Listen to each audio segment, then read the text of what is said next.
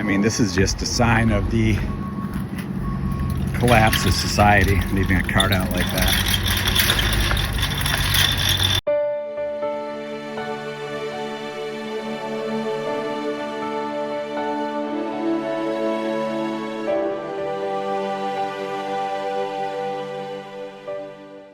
This morning is an exciting morning because I'm out of coffee, so I get to refill my canisters with my new 3-pound bag of Costco Colombian coffee. And for most people that would be enough, but I think someone's got to keep Big Coffee honest. Is there really 1.36 kilograms of coffee in this bag? Let's find out. Sometimes I tell people the things I do during the day and they get a concerned look on their face. But I think someone's got to keep Big Coffee honest. And I'm the person to do that because basically I'm the only one who has time. All right, let me change the unit over to kilogram. Costco, the world is watching.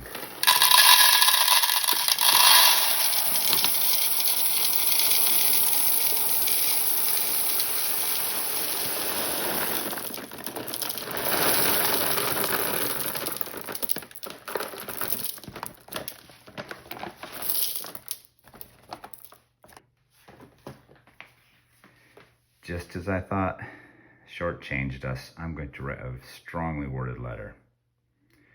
But what can you do now? Let's fill up these canisters. I need to make some sort of funneling device. Luckily, I have this letter from the HOA, something about weeds in my front bed. I don't know. I rarely read those things.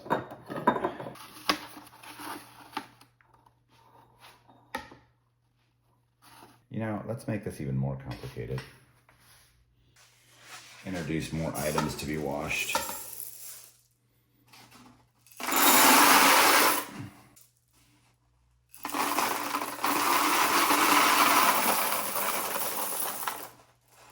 Uh-oh, now I've done it. Ooh, nice.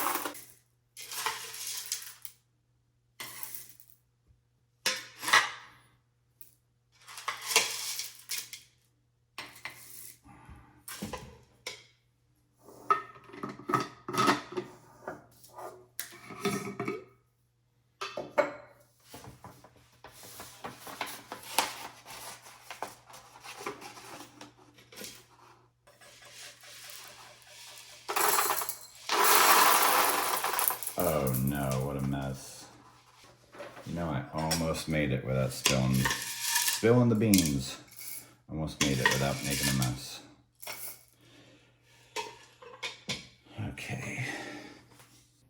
Well, we still have to make my coffee. So, as regular viewers of the show know, I measure out 45 grams of coffee. And the reason I do that, as you just saw, the bag has 1.36 kilograms. If you divide 1.36 by 45, then you get 30. And that means that my bag of coffee is going to last me 30 days.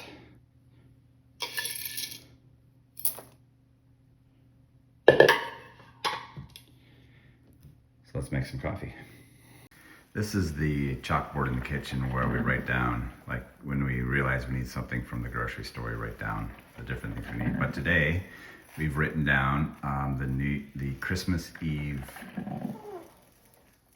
We've written down the Christmas Eve menu. So you can see we have pecan pie, salad, and more importantly, pot pie, chicken and veggie, because there's going to be some vegetarian guests. So a couple things about this. One, entertaining is easy, but all you have to do is have a plan. And as a guy who measures out coffee every morning to the nearest gram, I like to have a plan.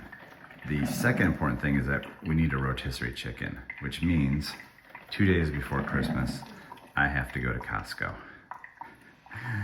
I am not looking forward to going to Costco on December 23rd, but that's where we're at. We got to get it done.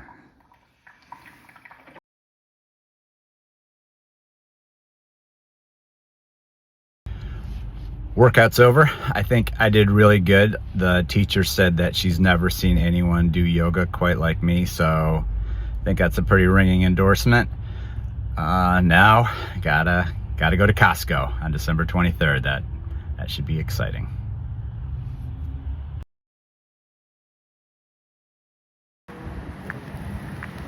Parking lot is full. That's probably not a good sign. Here's a pro Costco tip. Grab a buggy on your way in. That way you have one, and the poor buggy collector guy doesn't have to gather it up. One less for him. Get to the door and realize you forgot your shopping list. I mean, this is just a sign of the collapse of society, leaving a cart out like that. You actually have to go towards the back of the store to get in line to check out. So we're walking backwards. That's how long the line is. Alright, I made it to the turnaround point. It's only been 3 minutes and I'm already to the front. That's pretty amazing. I think I'm gonna need this.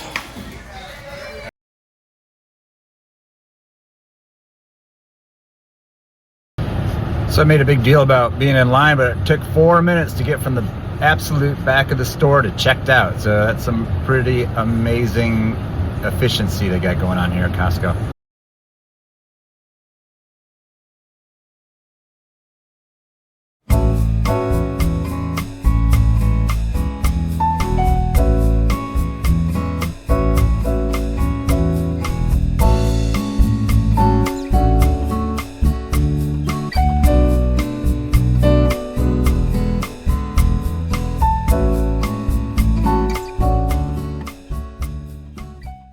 We're having people over for brunch on Christmas Day, and my wife saw a recipe for a French toast casserole, but it requires potato bread. And I fully support my wife's dreams and aspirations, because if I didn't, she'd probably make me go get a job. And I said, "Pumpkin, I will make you some potato bread." So I don't know how to make potato bread, but I have a stand mixer, and I have a recipe from someone named the Pioneer Woman, and I have an exaggerated sense of confidence about anything I do. I even have a potato, which needs to get used. So let's make some potato bread. The recipe called for 2 potatoes, and I don't know how many 2 potatoes is, but I had like 1 full size and 4 little baby ones. So I said, well, that's probably 2. She's a Pioneer Woman. She probably deals with gigantic Idaho potatoes all day long. Little did I know that I only really needed a cup of mashed potatoes, so I'm way overdoing it right now. Also, potatoes stick to the knife, and I keep coming close to chopping my fingers off. It's a very exciting process.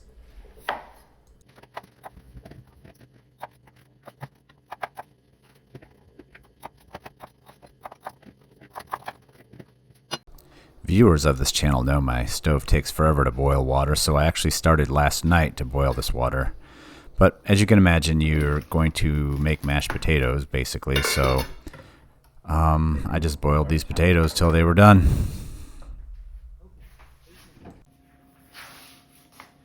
So this is sugar, flour, salt, and yeast. I'll put the link to the actual recipe in the description if you want to try this yourself. But nothing unusual.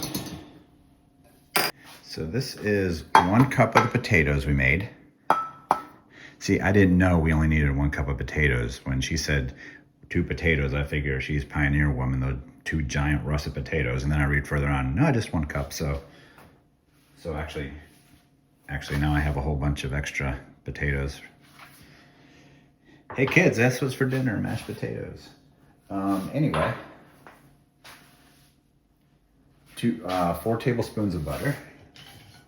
also go into this at room temperature. Put in 1/2 cup of room temperature milk. Look how it grabbed the potatoes. That's useless.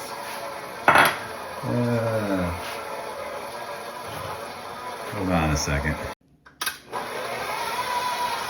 All right, and then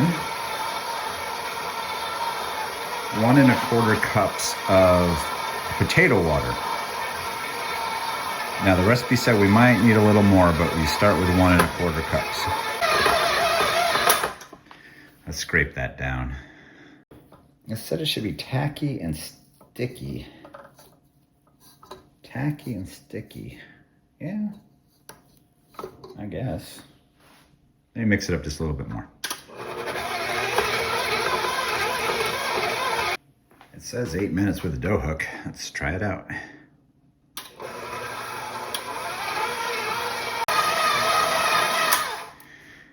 Okay, that was 8 minutes.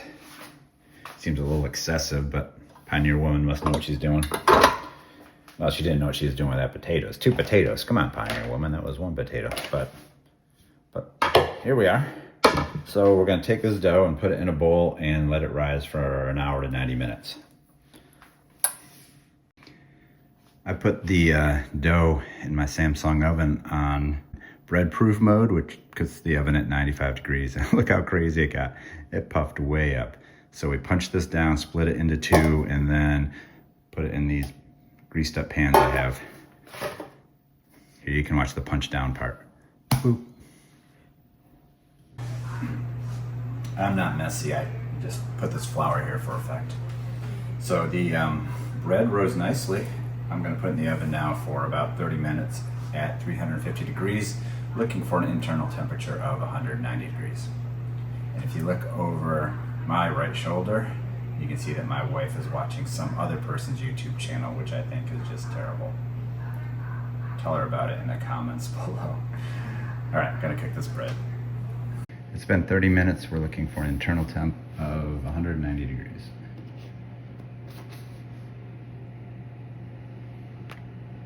Well, we've overachieved. I think it's done. 10 out of 10. Thanks, Pioneer Woman.